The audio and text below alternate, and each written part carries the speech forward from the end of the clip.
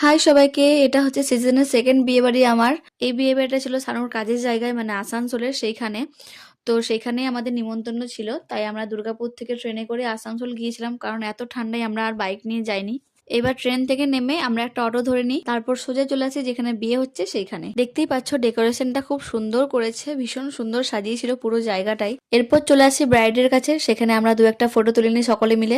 যখন আমি অন্য কারোর বিয়ে বাড়ি যাই তখন আমার নিজের বিয়ের কথা মনে পড়ে যায়, আর বিয়ে বাড়ি গিয়ে যখন ব্রাইডদেরকে দেখি তখন নিজের বিয়ের সাজটা মনে পড়ে যায়। এবার চলে আসি স্টার্টারে।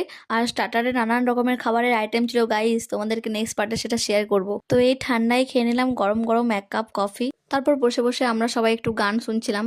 এরপর আমরা সবাই খেতে বসে যাই, কারণ আমাদের আবার বাড়ি ফিরতে হতো, আর আমাদের ট্রেন ছিল 10টা 20-তে।